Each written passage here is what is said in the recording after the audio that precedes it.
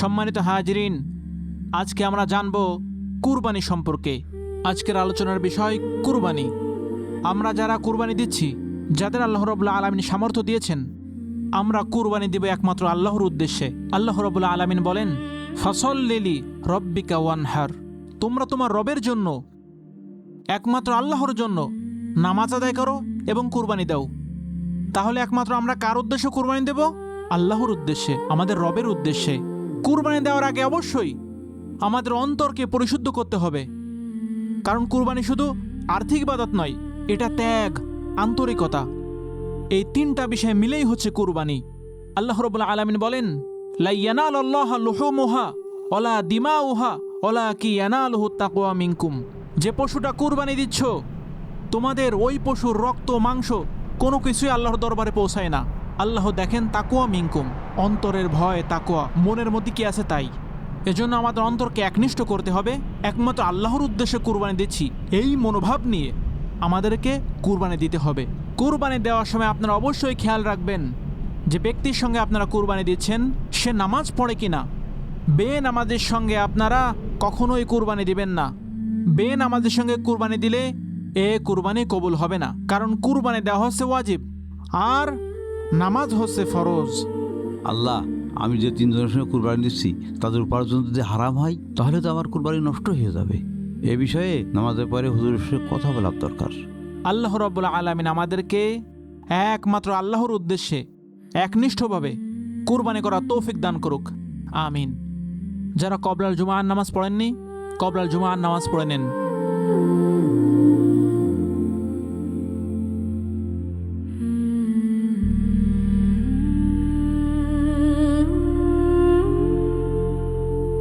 দাদু আসো। না, তোমরা একটু যাও, আমার হুজুরের সঙ্গে কথা আছে। আচ্ছা ঠিক আছে। আচ্ছা।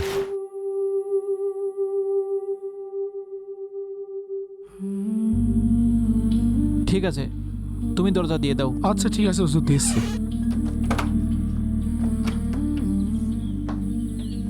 তোমার আব্বুকে জি নামাজের সময় পাঠাই দিও। আচ্ছা ঠিক আছে। আসসালামু আলাইকুম। ওয়ালাইকুম আসসালাম। স্যার ভালো আছেন? আলহামদুলিল্লাহ, আমি ভালো আছি। আপনি কেমন আছেন? আলহামদুলিল্লাহ ভালো আছি। হুজুর, আজ আপনার খুতবা শুনলাম, খুব ভালো লাগলো। জাযাকাল্লাহু খায়রান। হুজুর, আপনার সঙ্গে আমার একটা কথা আছে। কি কথা বলবেন বলেন? আপনি খুতবাতে বলেন কুরবানিতে সর্বোচ্চ 7 জন ভাগিদার হতে পারবে। জি আঙ্কেল। আর খুতবাতে আপনি বললেন এই 7 জনের ভিতরে 7 জনেরই ইনকাম হালাল হতে হবে।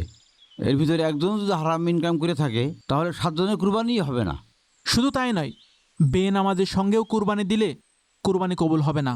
হুজুর, আমি বড় ভুল কাজ করে ফেলেছি, আমি অনেক টেনশনে পড়ে গেলাম। আমি আপনার সঙ্গে একটু পরামর্শ করতে চাই। পরামর্শ? কি পরামর্শ করবেন বলেন? হুজুর, আলহামদুলিল্লাহ, আমি এবার কুরবানি দিচ্ছি, আল্লাহ আমার তৌফিক দান করেছে। তবে আমার সঙ্গে আরও 3 জন কুরবানি দিচ্ছে। আমি বুকে হাত দিয়ে বলতে পারি আমার ইনকামের ভিতরে কোনো বিন্দুমাত্র কোনো হারাম নাই। ও আলহামদুলিল্লাহ। হুজুর, আমি যাদের সঙ্গে কুরবানি দিচ্ছি তাদের নিয়ে আমার একটু সন্দেহ আছে। কোন 3 জন ব্যক্তি? তারা কি এই মহল্লার? জি হুজুর, এই 3 জনই আমাদের মহল্লার। তাদের মধ্যে একজন হচ্ছে আমাদের নিজাম ভাই। সে আমি দেখলাম আজ জুম্মা নামাজ পড়তে আসেনি। আস্তাগফিরুল্লাহ, জুম্মার নামাজ পড়তে আসেনি? জুম্মার নামাজ ছেড়ে দেওয়া তো বিশাল বড় গুনাহের কাজ। হুজুর, আরেকজন ব্যাংকে চাকরি করে, তার বিষয়ে আপনি আমাকে একটু মশলা দেন। ওরে আল্লাহ, দেখেন আঙ্কেল, অধিকাংশ ব্যাংকে সুদের লেনদেন হয়, আর যারা সুদ খায়, দেয়, নেয়, লেখালেখি করে, সবাই গুনাহগার। অতএব সে সুদের সঙ্গে জড়িয়ে আছে, আর সুদখোরের সঙ্গে কুরবানি দিলে জীবনেও কুরবানি কবুল হবে না। হুজুর, অন্য আরেকজন আছে, সে হলো বাজারের পাশে মেহেদি ভাই। ওরে আল্লাহ, আপনি ওই ব্যক্তির সঙ্গে কুরবানি দিচ্ছেন? তাহলে শোনেন একটা ঘটনা। আমি একদিন চায়ের দোকানে চা খেতে গিয়েছিলাম।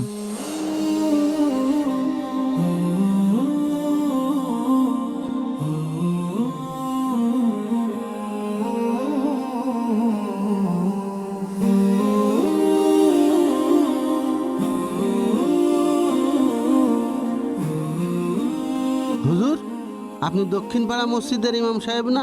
জি। তো আপনাকে তো চিনতে পারলাম না। আপনি মসজিদে গেলে তো চিনবেন, আপনি তো জীবনে মসজিদেই যান না। চাচা, হুজুরকে একটা চা দেন। না না থাক, আমি চা খাবো না, আমি একটু আগে চা খেয়েছি। আরে খান খান, হুজুরদের খাওয়া অভ্যেস আছে, আমরা ভালো জানি। তো হুজুর, 2 দিন পরে তো কুরবানি, আমি কিন্তু গরু কিনে ফেলেছি অলরেডি। দাম কত নিল ভাই? 4 লাখ টাকা। ওরে আল্লাহ, এত টাকা! আরে আমার জন্য কোনো ব্যাপার রে পাগল, এর থেকে বড় গরু আর পেলাম না, নাই 4 লাখ। আমার তো এর থেকে আরও বড় গরু দেওয়ার ইচ্ছা ছিল, তারপরেও যেটা পাইছি এটা আলহামদুলিল্লাহ। তাহলে তো ভাই সে বিশাল বড় গরু। আরে এই গরু তো কম্পিটিশন করে কিনে নিয়ে আইছি, কয়দিন আগে তো ফেসবুকে এই গরু বিশাল ভাইরাল। এই গরুর নাম হলো টাইগার। এই গরু কুরবানি দিলি তো আপনার নাম সেই ফুটাফুট পেনে। এই অনেক সাডা হুজুরির দে। এই নিন হুজুর, চা নিন।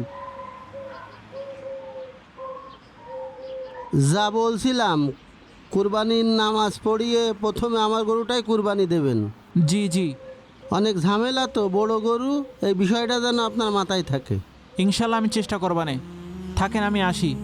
আচ্ছা ঠিক আছে।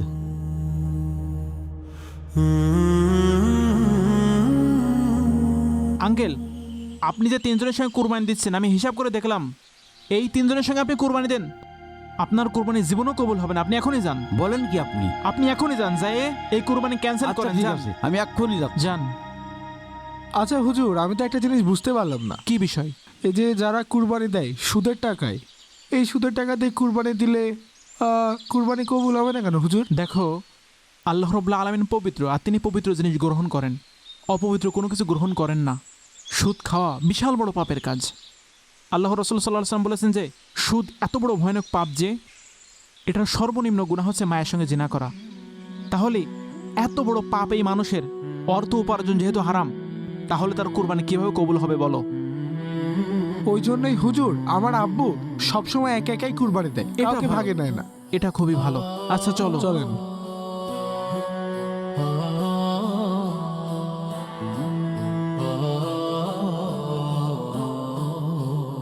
আচ্ছা, আমি বুঝতে পারতেছি না আপনি কেন আমাদের সাথে কোরবানি করবেন না? আমি তোমাদের সঙ্গে কোনো কথাই বলতে চাই না, আমি কুরবানি করব না, ব্যাস। আরে কি হয়েছে মোস্তফা ভাই? ভাই আমি আপনাদের সঙ্গে কুরবানি করব না কে ভাই। কুরবানি করবেন না? কি হয়েছে? কালকে দিন পর কুরবানি, আর আপনি হঠাৎ করে এসে বলছেন কুরবানি দেবেন না আমাদের সাথে। ফাজলামো পেয়েছেন নাকি? না ভাই, আমি কোনো আর কি ফাজলি মারছি না। আমার পুরুষের কথা, আমি আপনাদের সঙ্গে কুরবানি দেবো না, এটাই আমার ফাইনাল, ব্যাস। আরে ভাই, আপনি কুরবানি দেবেন না আগেই বলতেন আমাদের কাছে। এখন গরু কিনা হয়ে গেছে, টাকা পয়সা সবার দেওয়া হয়ে গেছে, এখন বলছেন আপনি কুরবানি দেবেন না। এটা একটা কথা হলো? আপনার সমস্যা কি? এরকম পাগলামি করছেন কেন? আমাদের সাথে কোরবানি দিলে আপনার কি সমস্যা, একটু ভেঙে বলুন তো আমাকে। না ভাই, আমি এত কথা আপনাদের সঙ্গে বলতে পারছি না ভাই। আমি এতটুকু বলবো, আপনাদের সঙ্গে কুরবানি দিলে আমার কুরবানি হবে না, তাই আমি আপনাদের সঙ্গে কুরবানি দিচ্ছি না। মোস্তফা ভাই, আপনার কাছে কি ওহি আসছে যে আমাদের সাথে কুরবানি দিলে আপনার কুরবানি হবে না? কি সব উল্টাপাল্টা কথা বলেন? ভাই, আমরা 3 জনে 4 লক্ষ টাকা দিয়ে এই গরুটা কিনেছি, কুরবানি দেব। এত বড় গরু আমাদের পুরা গ্রামে আর কারো আছে? 4 লক্ষ টাকা দিয়ে এত বড় একটা গরু কিনে কুরবানি দিয়ে এই কুরবানি যদি না হয়, তাহলে আর কার কুরবানি হবে? আমরা একটু বলেন তো। ভাই, আপনারা কে বলেছে আমাদের সাথে কুরবানি দিলে কুরবানি হবে না? আমাদের মসজিদের হুজুর বলেছে। আমাদের মসজিদের হুজুর বলছে? হ্যাঁ। ওর এত বড় সাহস! চলেন চলেন দিকে তো যাই। দেখি, এত বড় সাহস কি করে হয় ওর? আজ হুজুরি দেখে নিবেন। আমাদের মসজিদের হুজুর আমাদের টাকায় খাই, পরে আমাদের টাকায় চলে, এত বড় কথা বলা সাহস করতে পায় ও? আমি তো তাই কই, 4 লাখ টাকা দিয়ে গরু কিনেছি। আজকে এত বড় চলেন। গরু কারুর আছে গ্রামের চলেন, ভিতরে? আজকে চলেন, ও দেখবো আজকে। আজকে হুজুরের একটা ব্যবস্থা না করে আসবো না নে। কালকে কুরবানি, আজকে হুজুর মাসালা দিচ্ছে, কুরবানি হবে না। হুজুরির আজকে দেখে নিবেন। এটা কোনো ফাজলামি মারা কথা? মন চাইলে যে কোনো একটা ফতুয়া দিয়ে দিল। আরে তাই তো, এটা একটা কথা আমাদের হলো? গরু কেন রেডি, আমাদের জায়গায় থাকছে, আমাদের জায়গায় খাচ্ছে, আর আমাদের নয় ফতুয়া দেয়। আয় হুজুর, হুজুর। হুজুর কোথায়? এদিকে আসেন। আপনি কি লাগাইছেন এসব? আয় হুজুর, তার কাছে কিসের মাসালা দিয়েছেন? আমাদের দুইজনের সাথে কুরবানি করলে নাকি কুরবানি হবে না? জি, আমি তাকে মাসালা দিয়েছি। 4 লক্ষ টাকা দিয়ে গরু কিনেছি, এই এলাকায় 1 নম্বর গরু কুরবানি দিচ্ছি আমরা। ফাজলামি মানেন, কুরবানি কবুল হবে না?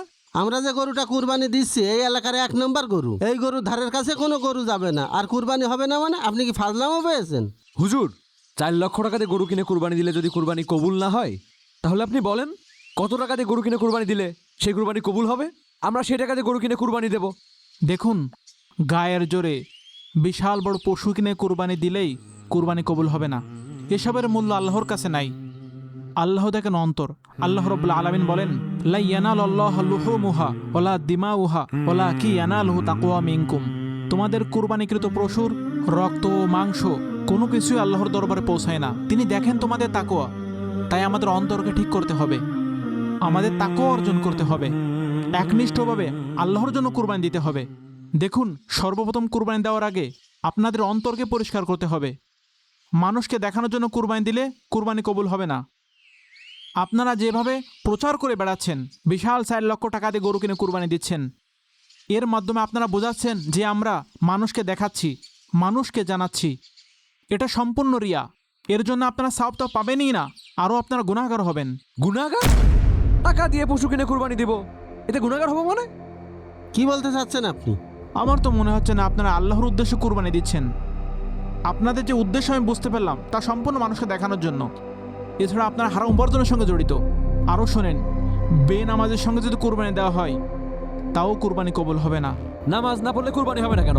নামাজের সাথে কুরবানির কি সম্পর্ক? অবশ্যই নামাজের সঙ্গে কুরবানির সম্পর্ক আছে, কারণ নামাজ হচ্ছে ফরজ ইবাদত, কুরবানি হচ্ছে ওয়াজিব। বেনামাজের কুরবানির উদাহরণ হচ্ছে কিরকম? লুঙ্গি খুলে মাথায় পাগড়ি বাঁধার মতো, ফরজ ছেড়ে দিয়ে সুন্নাত ধরা। হুজুর, তাহলে কিভাবে আমরা কুরবানি দিলে কুরবানি কবুল হবে সেটা বলেন। তাহলে শোনেন, প্রথমে আপনারা তাওবা করেন এবং নিয়াত করেন আপনারা একনিষ্ঠভাবে আল্লাহর জন্য কুরবানি দিচ্ছেন। এখন থেকে আপনারা নামাজ পড়েন আর নামাজ কাজা করেন না, হারাম উপার্জন থেকে বের হয়ে আসেন। তাহলে হয়তো আল্লাহ রাব্বুল আলামিন আপনাদের কুরবানি কবুল করতে পারেন। ঠিক আছে হুজুর, আমরা বুঝতে পেরেছি। আমরা তওবা করতে যাচ্ছি, আমরা আর কোনো হারাম ইনকাম আর করবো না, আল্লাহর পথে ফিরে আসবো। আপনি আমাদের জন্য দোয়া করবেন। আল্লাহ আপনাদের কবুল করুক।